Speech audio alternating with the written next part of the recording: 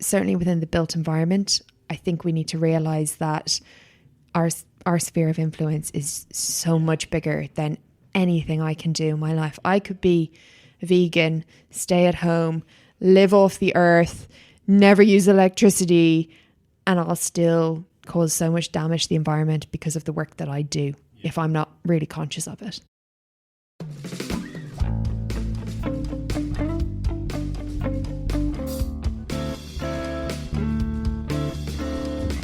Welcome to The Green Urbanist, a podcast for urbanists fighting climate change. I'm Ross.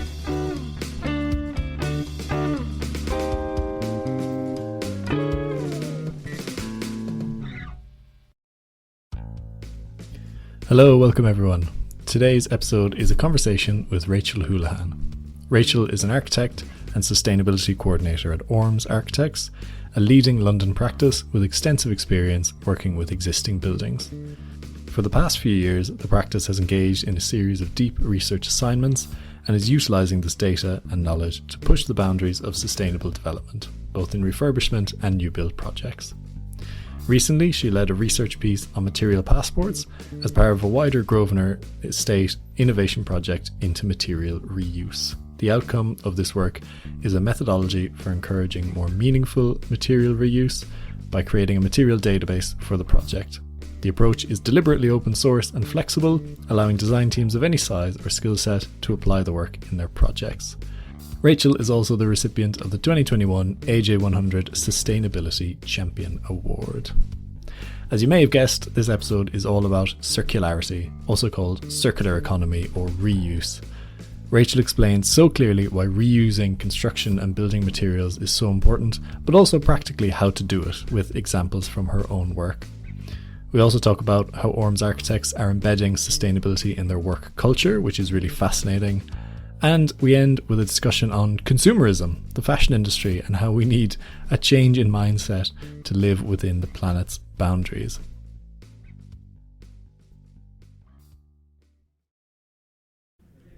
Okay, here we are. Thank you, Rachel, for joining me on the podcast. Thank you, Ross, for inviting me on the podcast. It's a real pleasure, and it's really nice to do this in person as well. Yes, I completely agree. Yeah. I'm definitely Zoom fatigue, suffering from Zoom fatigue. Can you just introduce yourself to the listeners? Tell us who you are and what you do. Of course. So my name is Rachel Hoolahan. I am an architect at Orms Architects, and I am also the sustainability coordinator. So that means I'm involved in the development of sustainability strategies for projects. I'm also working through a number of research groups on various bits and pieces of research happening across the industry and sustainability. Great. And I'm also helping my colleagues develop the Orms approach to sustainability. So taking on board some of that research, digesting it and figuring out what our position is on these things. I really like that idea of the Orms approach. Is that going to be like a handbook, or is there? I suppose it is in a way. It developed, I really like, we're quite a research-led practice. So when we do our design projects, the first thing we do is do a really deep dive into the historic analysis of the site and the buildings, and we take our design approach from there. And that has definitely carried through to how we approach sustainability. I think we were always quite reluctant of the bolt-on approach of sustainability. We wanted it to be much more integrated into how we practice. Yeah. And we believe that the most successful way of delivering sustainable projects is by thinking about sustainability on every decision you make. And in order to do that, it needs to be led by the architectural team. So I'm not sitting in a meeting and speaking about sustainability on a project. The project architect and the project team are doing that and pushing that agenda forward, just as we would with design. So that takes a bit of development and thinking and putting that support in place for the architectural team. Okay, this is something I'm really interested in, because I think that is the challenge, is that often sustainability sits with specialist consultants who are brought in often outside of, we'll say, an architecture firm or a developer, and sort of play a small role, and then they sort of disappear. Yeah. And I totally agree with this approach that it has to be integrated in. But I suppose it's like architects already have to know so much just to do your job. What's been your approach at Orms to sort of get everyone on the same page with this? How do you do that as well? I mean, I think there is definitely a need for sustainability consultants. There are specialist reports or studies that need to be carried out. But I think architects naturally tend to lead the design. We're taught from very early age in university that we're going to have to be able to interrogate structural design, interrogate the services design. So I view sustainability in the same way. So when we have a vision for a project and we're working with the client to develop their brief into a building, it's really important that we're able to articulate our opinions and challenge each other as a design team. And for us, I think sustainability, we know that the earlier you think about it, the better the integration is going to be. So making sure that that's embedded in the brief and in the early stage strategies is really, really important. And that's why we've taken some of that work in-house. So we carry out whole life carbon assessments in-house. And I think that is really helping to shift our view as a practice. And by being able to run those assessments ourselves as a design tool, it's enabling us to make more informed decisions when we're coming to the point of presenting them to the client. So then the client in turn can make more informed decisions. Yeah, I think that key phrase there is as a design tool. It doesn't come at the end. Yeah. It presumably comes somewhere towards the beginning of the process. Ideally. Yeah. Not always, but ideally it does. So we would do design studies, as you do, architectural design studies, maybe different facade options or different spatial layouts. And especially where we know that there's a high carbon impact. So facades for us will be one of the bigger areas of impact. Okay. We can run just on one bay. We can take the materials out of Revit. We can run that through the whole life carbon assessment software. And then we can pull out that approximate number. Let's be honest, it's approximate. Yeah. So that the client can just take a little bit of a view on something. Okay. And as the design develops, we try to do this on key areas. And then in addition, you would do your usual end of stage whole life carbon assessments. So that's where you take the cost plan and you run an assessment on the complete design. So you can track that carbon budget as you move through the design process. That sounds like quite a manageable way to do it then. I think it is. We're still very much in the rollout phase. So the majority of the staff now have had training. And we support that. So each project team has, now that we're on Teams, and we have a support chat on Teams. So if they've got any questions, if something comes up in a DTM, they can just drop the question in and we can help to feed the necessary resources so that then they can carry that through and continue to push that forward. Do you also consider, let's say, the wider sustainability considerations beyond, we'll say, the site? I suppose there's a risk sometimes architects can sometimes just think of their building and not think about the context that it's sitting in. So I'm thinking about things like whether it's located centrally, is it close to transport links, that kind of thing. Where does that come in? So we do regular sustainability toolkit reviews, is what we call them. And that is probably the best way of feeding information to the project team. So that's where we'll sit down, myself and my colleagues who are in the sustainability group, sit down with the project team and just review the design with the sustainability hat on. And through that, we'll pick up on those sorts of things. So each project is unique. We largely work within London or within city context. So we're largely working with existing sites. So there's typically a lot of constraints that you're working with. So yes, we do take a step back and look at that macro picture and then zoom right down into the micro. And then similarly, I'm involved in a lot of external research. So with the UK GBC and I'm getting involved with Letty now. And the idea with that is to try and help to push the industry as a whole forward to unlock some of the bigger challenges that we're facing and to try and provide those resources. We're big advocates for open source. So try and provide those resources that are going to be as accessible as possible for everybody. That's really good to hear, actually, because I think we're all in this together. Absolutely. And we can't do it alone. Yeah. That's the thing. If Orms as a practice is standing here beating the drum, it's going to be a lot more effective if the whole industry is standing with us. And we acknowledge that we're in a very fortunate position that, I have been given the time and the space to get involved in these research pieces. And that's not going to be accessible to everyone. But everybody is probably quite interested in playing their part. Okay. So we see it as quite critical to push things forward and then make that research available in the most digestible form and make ourselves available to help support the wider rollout where we can. Yeah, exactly. I mean, it's.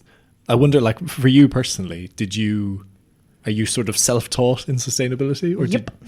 So you don't have another master's degree or anything? No, absolutely not. Yeah. No, I studied in UCD in Dublin. Yeah. So I did my undergrad, my master's and my part 3, so professional diploma there. And the School of Architecture had at the time some really great modules, which I found really, really interesting around sustainability. And I picked my master's thesis. I picked the one that was looking at sustainability and how Dublin would adapt. Then I just really fell into various jobs. I didn't necessarily go out in pursuit of jobs which had a sustainability focus. Yeah. But my first job was working on a really, really innovative project with ABK Architects in Dublin. And they were looking at Ballymun Boiler House, which was an existing building, part of the Ballymun Regeneration Project. And it had received EU funding to be a demonstrator for sustainability and how could a building teach through the building fabric. So, for example, they have loads of different methods of construction on display, exposed, so that you can go in and experience all of these different things.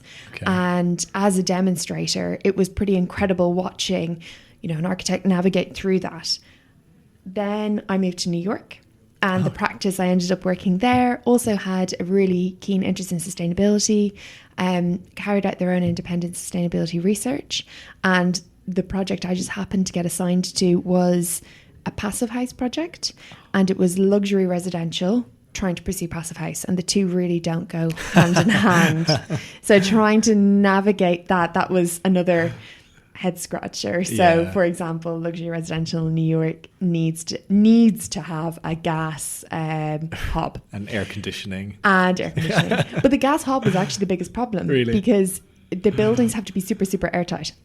Oh, of gas course. needs to have a huge amount of extraction to make it safe. So we end up having to put in this extra riser to supply makeup air, because if you extracted that volume at that speed from the space, you would start to pull on the windows and the doors.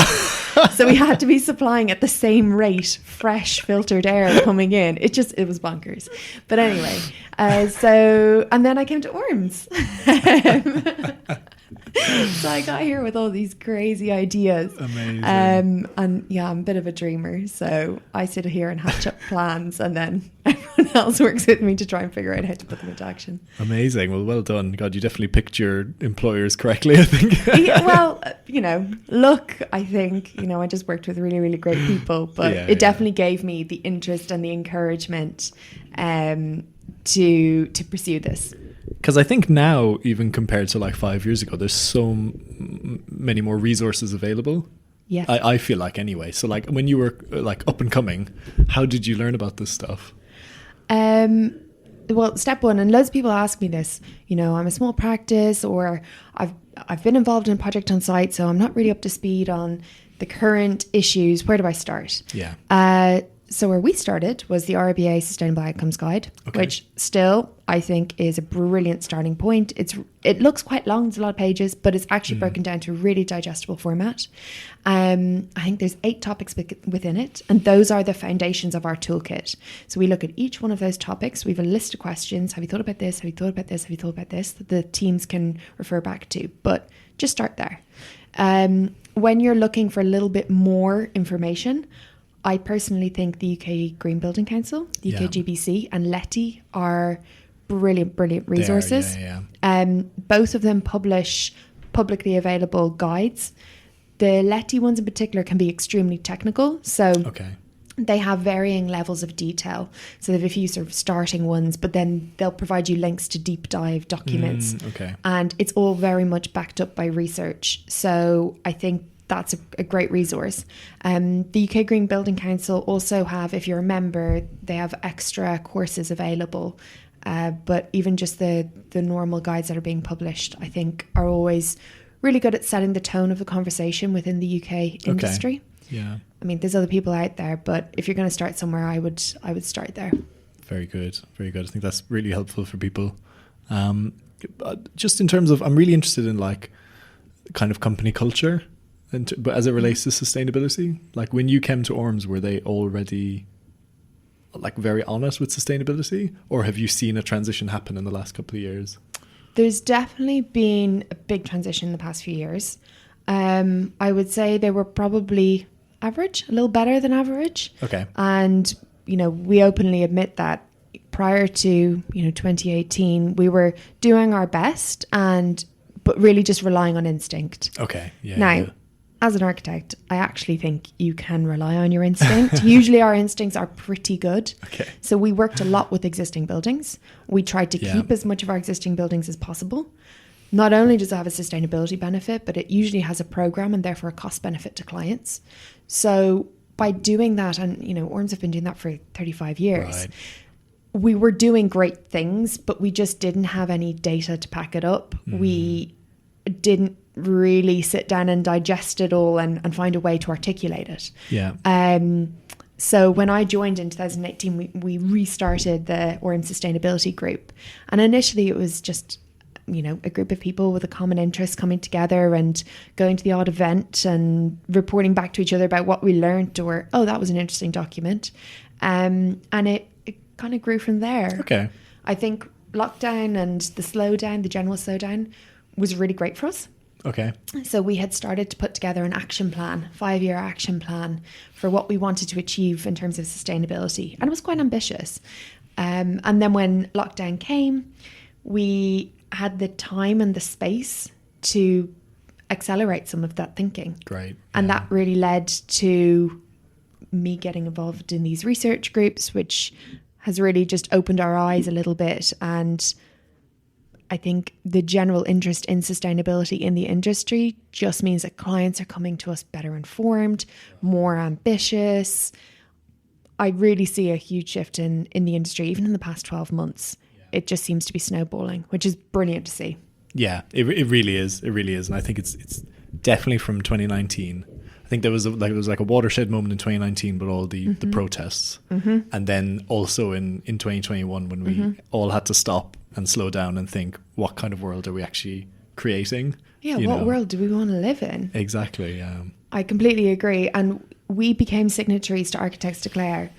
And one of the great things I really, really like about Orms is we don't make these sorts of decisions lightly. So when we became signatories, the first thing that we did was sit down and say, right, how are we actually going to make a meaningful change within our work, within our practice, within our sphere of influence? We've just completed a carbon footprinting exercise, our first one, okay. To look at our impact as a business. And it's really clear that our impact is our projects, and our sphere of influence is so much more. We can do more damage in one morning worth of specification than our company will do an entire year. So being conscious of that, it just really focuses you on where we should be paying close attention to the choices that we're making. So I think Architects Declare was a bit of that kickstart to say, right, let's put some actual targets in place. Yeah. What should we be doing? What's really going to make the most change within our work? And let's go from there. Great.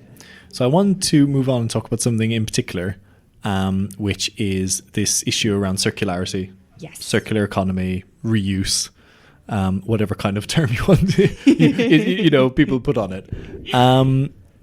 What's sort of Orms' approach to that?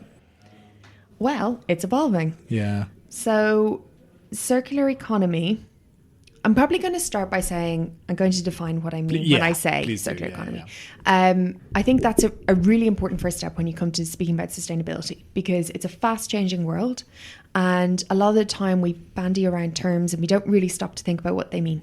So whenever I'm speaking with somebody about sustainability, I say, okay, I'm just going to say it, not because I don't think you don't know, but so you know what I mean when I say it. Yes. And I was in a meeting relatively recently, and somebody said, do you know what the difference is between circularity and net zero? And I looked at him, I was like, well, yeah. And he's like, because I think most people forget it. So net zero is about mitigating climate change. So we need to reduce carbon emissions because carbon is causing global warming, which is causing climate change. And that's why we are pursuing net zero. Circular economy is about living within our planet's means. So one day we will go to the ground and there will not be, insert a material here, there won't be any more iron ore for steel. There won't be any more gypsum for plasterboard. There won't be any more timber for trees or for, lumber. Yeah. So how do we make sure we balance both our carbon emissions and be able to live within our planet's means? So reuse is the answer to both questions, in my opinion.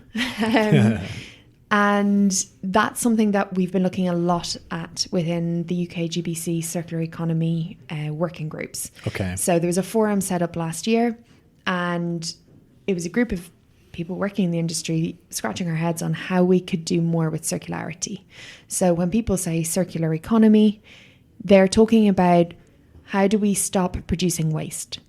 So in a circular economy, there's no such thing as waste. Waste is seen as a resource. So in order to get there, we need to stop producing waste and keep reusing what we already have in existence. Now, we're going to have some challenges there because a lot of these materials weren't produced to be around forever. Okay. But what we can do is take a critical look at them, see what we can reuse, do our best with what we've got, and then anything new that we're producing, make sure that's being designed in a way that it can be reused over and over again. Yeah. One thing that became really clear, so there was a material reuse group looking at how do we accelerate material reuse, and a lot of the time the perception is, well, it's really risky. So it's okay to reuse an existing building. As soon as you take a component of that building out of the building, it now becomes risky and nobody wants to touch it. Okay. So simplest terms is, say, a steel beam.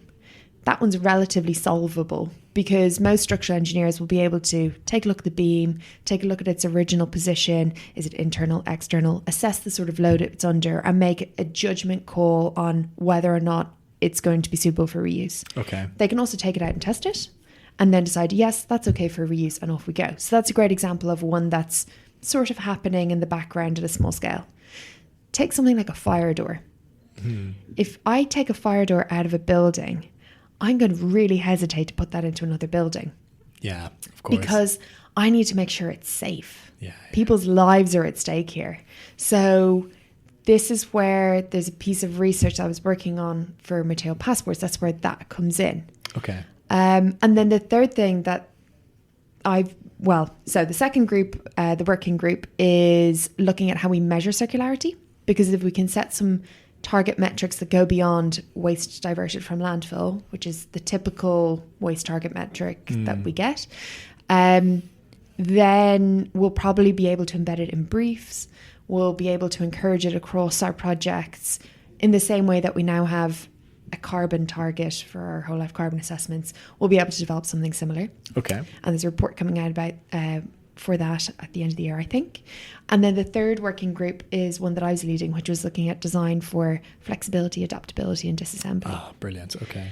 And within that, we started talking a lot about, well, what do we mean when we say reuse and recycling? So to define those, I actually wrote a blog post about this. So check out the UK GBC blog if you're interested. But we need to adopt a standardized definition for reuse because there is a difference.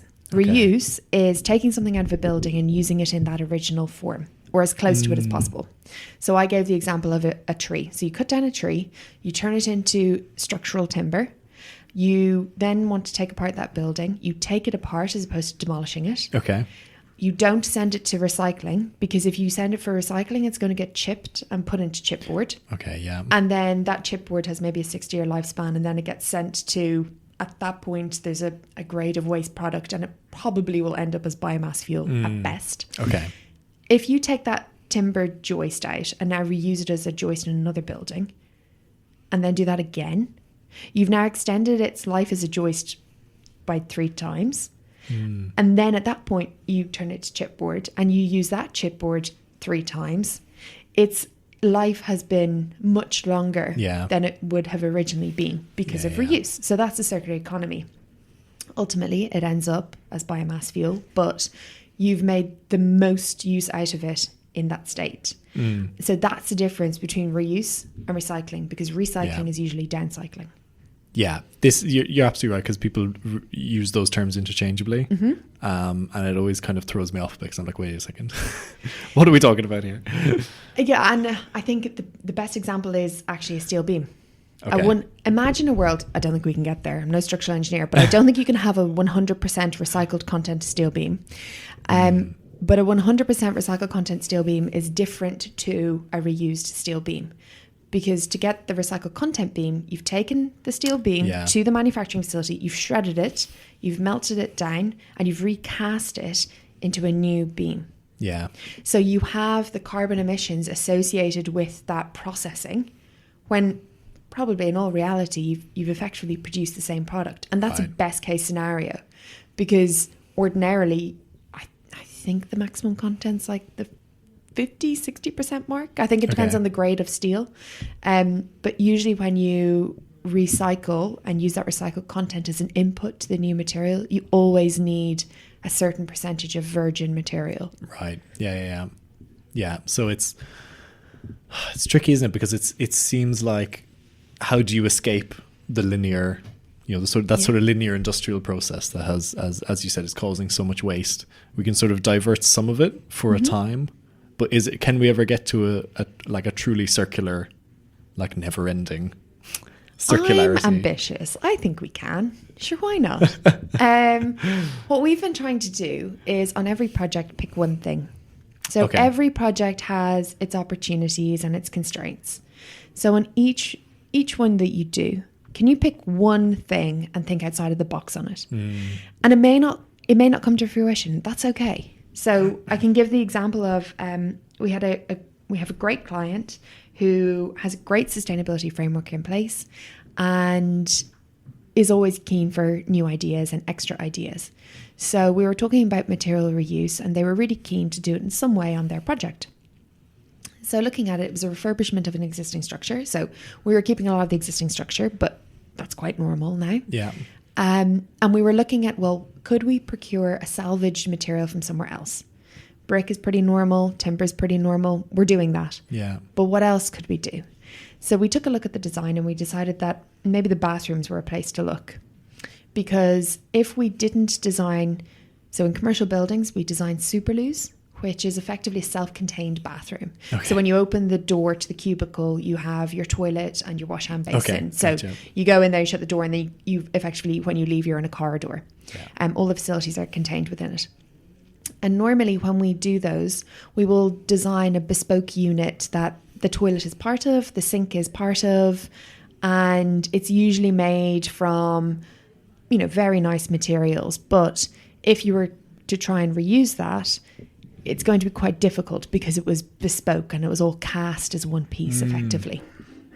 So we took a look at that and we said, we think there's an opportunity here. If we go back to the old style of a toilet pan and a separate wash hand basin, then in theory, we can reuse a wash hand basin from a different project and that wash hand basin could be reused elsewhere. So let's see if we can do that. So it was really interesting. The first thing we had to do was figure out, well, if we're specifying for reuse, we need to have a bit of flexibility in the specification. So we spoke with the client about, well, what's the tolerance that we're going to allow for? Okay. So we designed the cubicles slightly larger so we could accommodate a sink of between this size and this size, or this size and this size. So I think it might have been like between 450 mil wide to 600 mil wide. Okay. To give you that flexibility that if there wasn't exactly a 450 mil wide sink, you'd still be fine. Your door could still open and not hit the sink. That was step one. The second thing we talked about was, well, what's acceptable in terms of shape. So we needed 56. We knew we weren't going to get 56 identical sinks. So which ones can we get? Is slightly square with slightly roundish edges acceptable? Because they're self-contained bathrooms, at no point are all the doors going to be open. Nobody will actually ever see all of the sinks in the project at the same time. So how can they be similar enough that your average really visitor notice. isn't going to notice? What do we accept? Any cracks? Do we accept any chips? What does that look like? Yeah. So we went through that whole process with the client. We went through the procurement part, which is, well, do we procure them now and then they get put into the contract as client supply? Or do we force the contractor to procure them but know that they're going to need more time because it's much easier to pick up the phone to one company and say, I need 56 of your sinks delivered by this date? Yeah. It didn't happen. We didn't manage to get it in to the spec. So we've put in a new sink, but we've also put in our thinking and our research, and Right. it's currently in the tendering process now. And the hope is that the contractor is going to be interested and be keen to pick up the piece of research further. But I think even if it doesn't happen on this project, we've learned so much. We can now start that conversation earlier about the next thing on the next project. So if the listeners could think about that, think about their work and think about one thing they could do in every project, I think that would be really, really incredible. I love that. I love that. So there's two principles there that like jump out at me, which is, as you said, like you don't have to do, your next project doesn't have to be perfect in every way. Just try and do one thing really well, or try and do one thing in an innovative way. And over time, over a couple of projects, those things maybe will start to seem normal and will be easier to do as you go forward. Which is brilliant. And then the other thing is like the aesthetic of reuse. Yes. Which is like, are we comfortable with things being a little bit different? Yes. A little bit, you know, as you said, maybe a few cracks and that kind of thing show, but, you know, maybe we can get used to that. That's just an aesthetic preference at the end of the day. Yes. And thinking about the sorts of projects that we would work on, there's always front of house and back of house areas. So when we start talking to clients about this, they're really interested because they're saying, well, yes, depending on, you know, if you look at a Shoreditch building versus a Mayfair building, the aesthetic of the Shoreditch building front of house may well want to have that distressed look because they're going for that industrial feel. So they may quite like that chipped sink being in the bathroom, or the distressed vintage mirror or something like that. So actually we need a method of grading materials so that the design team with the client can decide which visual grade and which performance grade is going to be acceptable. Yeah. And this was one of the research streams that I was part of with the Grosvenor Estate.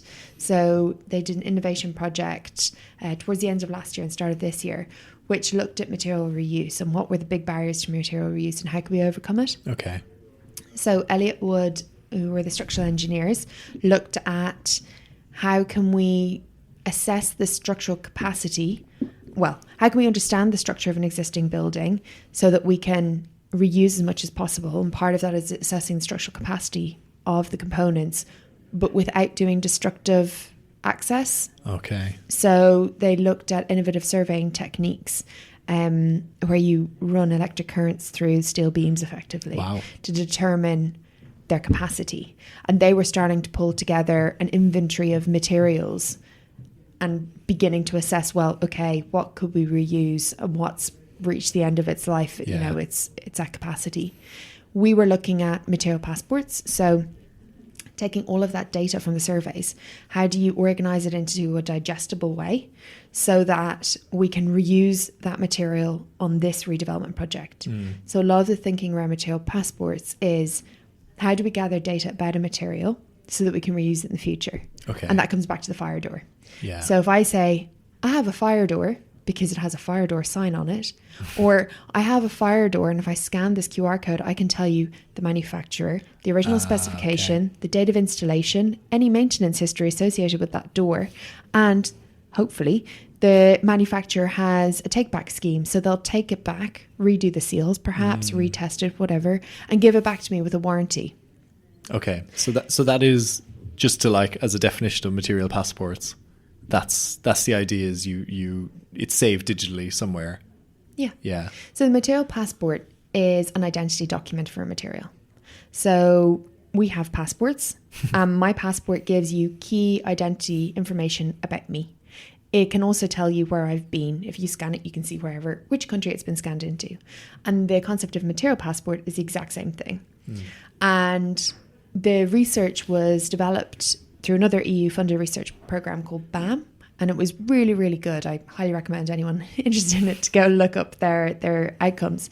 But the BAM project, BAMB, it stands for Buildings as Material Banks. Ah, wow. Okay. And the idea is that each building is a resource to be mined physically for the physical materials within the built fabric.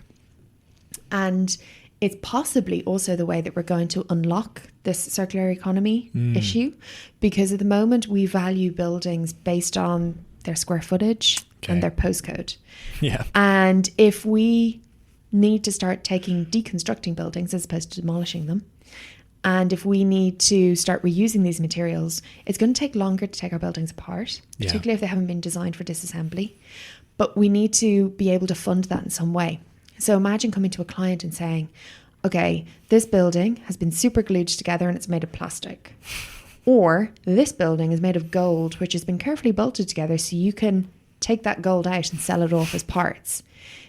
That's the concept of buildings as material banks. And that will encourage the procurement of higher grade materials, designing for flexibility, disassembly, adaptability, and ultimately designing for a circular economy.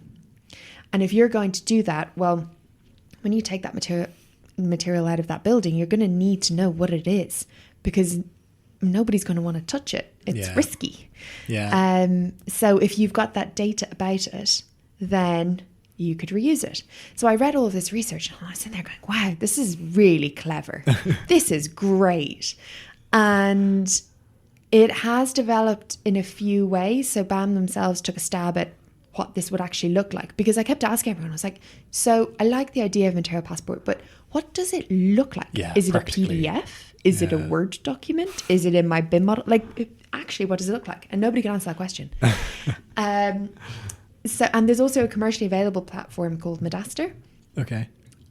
But when I looked at it, I realized that all of these tools weren't going to help me reuse the materials on a current development project, which is how this research piece came about. So if I was to try and reuse the materials that are on site today in a design project that I'm working on today, how do I do that? So I needed to organize everything. So our approach for material passporting for existing buildings, and honestly you could use it on new buildings as well, is to develop a standalone database. And that database can be connected to a BIM model if you have it. If you don't have it, then it doesn't need to connect to anything. But essentially, information can flow between that BIM model, if it is a BIM project, and the database, because you can do that now. Technology is amazing. And that this database might grow over time. So you start with that survey information. You plug it all into a database. You connect it to the component in Revit. And then as you reuse each one, you can include that information within your database. Okay. When the building is constructed, you put a QR code or some sort of identifying code onto the physical element, which matches the virtual element. Yeah.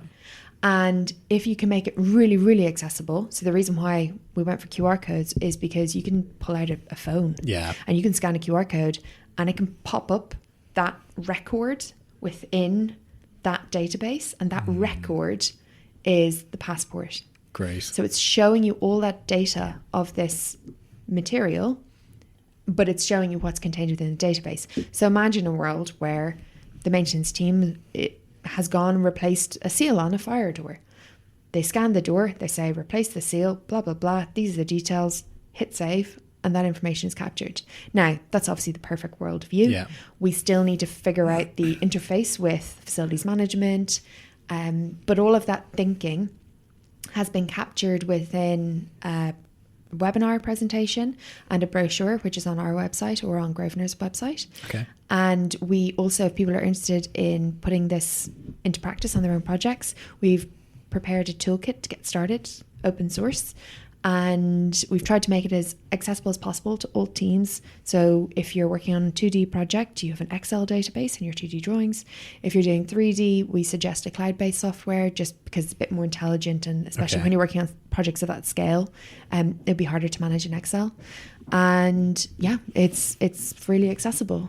And then there were two more parts to that research piece I'll touch on briefly. First was by Arup, who looked at the second-hand material marketplace in conjunction with the Circuit research group or research project that's being led by Re London, the BRE and the UKGBC. And that's looking at circularity at a city scale. So how do we get these second-hand materials in place? So if you go out and want to buy 56 sinks, actually the big problem was there weren't 56 sinks available. So how do we make sure that those materials are there ready for you? And then the last piece was produced by Hoolahan Architects, who are a research-led architectural practice, and they were looking at how do we specify for reuse. So that conversation where I was talking about, well, what are those zones that you would need to design for the sink in order to accommodate as many possible variations? They looked at that, and then also looked at, well, how do we start to specify it in terms of grading? So they've proposed a solution where you can grade your materials both from a performance perspective and from an aesthetic perspective. Okay. So I, as a designer, could say, well, this is an insulation product. It doesn't need to have any aesthetic grade. However, it needs to be highly performing because it's external. Or it can be a medium performance because it's internal. It's only for acoustics. Yeah. So I think these sorts of research streams are going to be really helpful for the long run. It sort of started the conversation, and the hope is that people will pick it up and then try and implement it in their own practice. Yeah, because what's the sort of, like, what needs to happen within the industry to sort of make this happening as standard? It seems like there's still a long way to go. There is. You know, and it's also the other players outside of architects. Yeah. The net zero conversation, I feel, is the one that's been around a long time, and it's still evolving. And I think the circular economy, these sorts of pioneering ideas, they are in their infancy. It's as a concept. We're trying to encourage it on all of our projects. Realistically, it's going to be the really large scale developers, typically the likes of the great estates like the Grosvenor Estate, who believe they are custodians of these estates for future generations, and they want to do the right thing, and they also have the capacity to share materials between their own projects as demonstrator, or possibly work with another of the estates to share between each other as a demonstrator. And in that way we can work through these teething issues and share our experiences in the hope that then it unlocks it as a potential for smaller scale developers. Yeah. And I mean, I presume the principles still hold for other types of, you know, non-building, like I'm thinking about public realm elements and things like that. We must be able to. I mean, at the moment, I live in Tower Hamlets, and they're doing a lot of... Oh, there you go. They're doing a lot of great work around livable streets, low carbon neighborhoods, and, you know, my street that I'm on, we went through, you know, 3 or 4 months of road work noise while I was working from home during the pandemic. Great. Outside, as they dug up all the pavement outside and they replaced it. They just shattered it all, pulled it away, and replaced it all with concrete.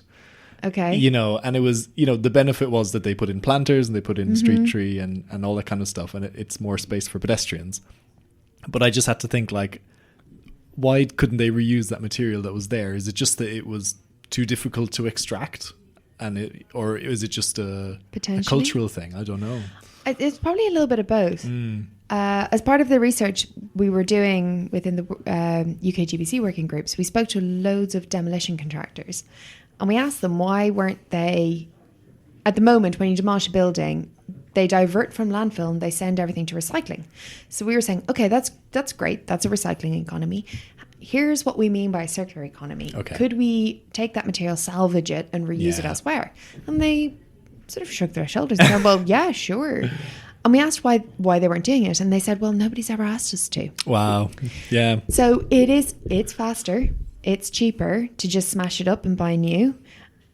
I suppose, thinking specifically of that example, a lot of the time pavement is loose laid. You know, it's just laid down on sand and it's the weight of the pavers holding it in place. Yeah. So if it was concrete paving, it's almost probably that. So they could have been lifted and reused. Yeah. If it was beautiful granite slabs, they probably would have looked to reuse it because it's high quality and, you know, arguably more aesthetically beautiful. So I think that starts that conversation of, okay, well, if you're going to put down new, can we make sure it's of a high quality that someone would want to reuse it in the future? And can we also try not glue it down? Glue is a big, big problem. This was something that the demolition contractors identified. Unfortunately, for the past 50 years, we've been gluing our buildings together. Really? And we are going to have to do 10 steps back to start going forward. So as much as possible, avoid chemical fixings, bonding, gluing, all these sorts of things. Go for mechanical. So with pavers, can they just be loose laid? Can it be clipped into place, screwed, bolted? But yeah, you're completely right.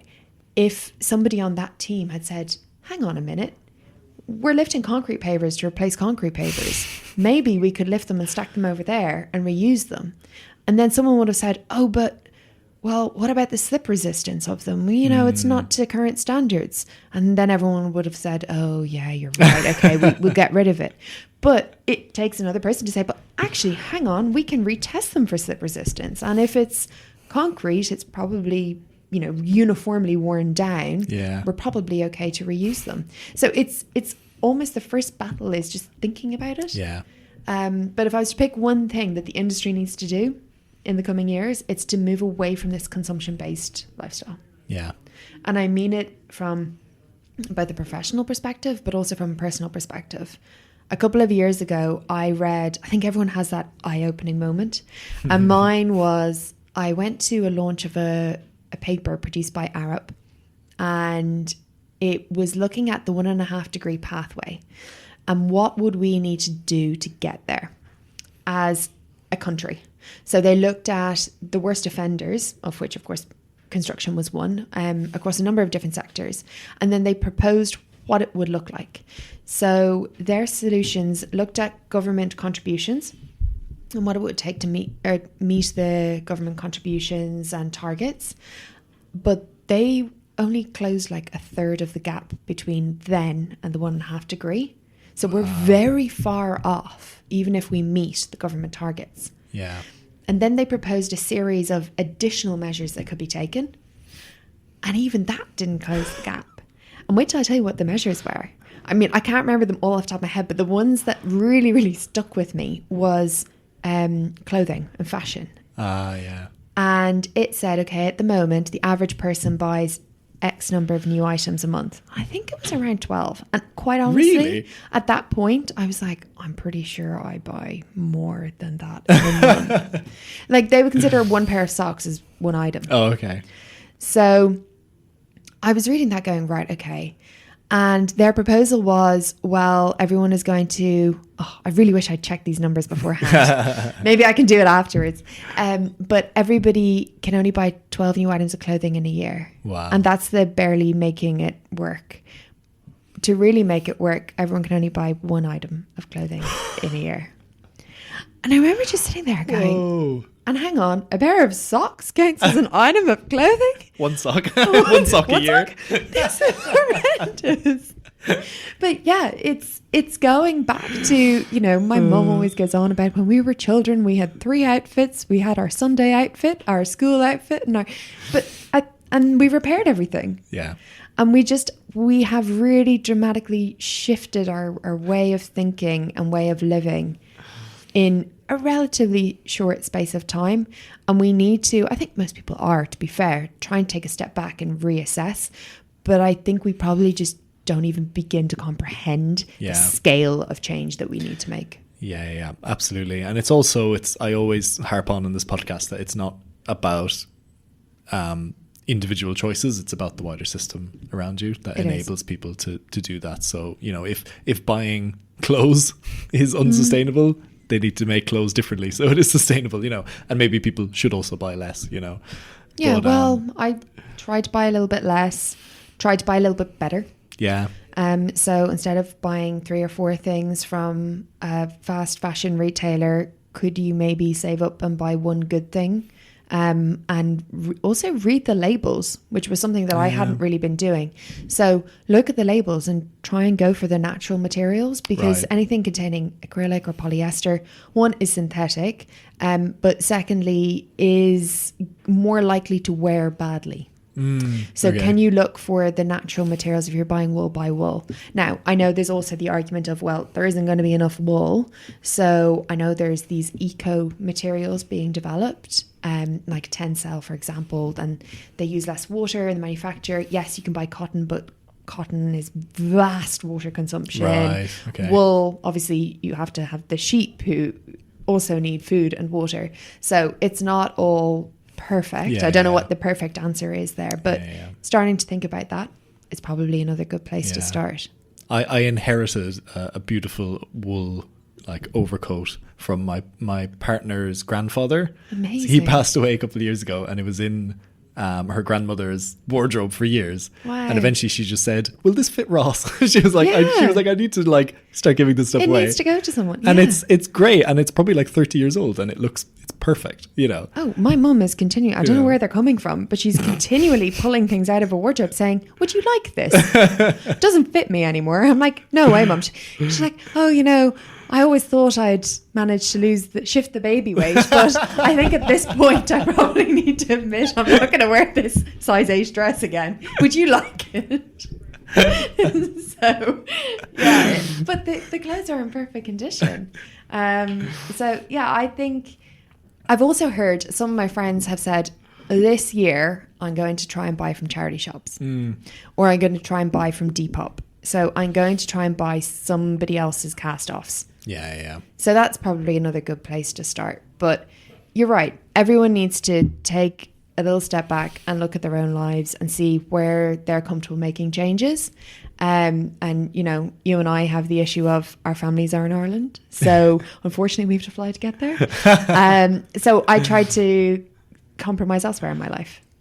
And we all need to make those personal decisions. But certainly within the built environment, I think we need to realise that our sphere of influence is so much bigger than anything I can do in my life. I could be vegan, stay at home, live off the earth, never use electricity, and I'll still cause so much damage to the environment because of the work that I do if I'm not really conscious of it. Yeah, I think that is a narrative we need to switch within sort of the environmental movement, I guess if we're calling it that, is I think for a long time being sustainable meant making yourself as kind of insignificant as possible, like living lightly on the earth.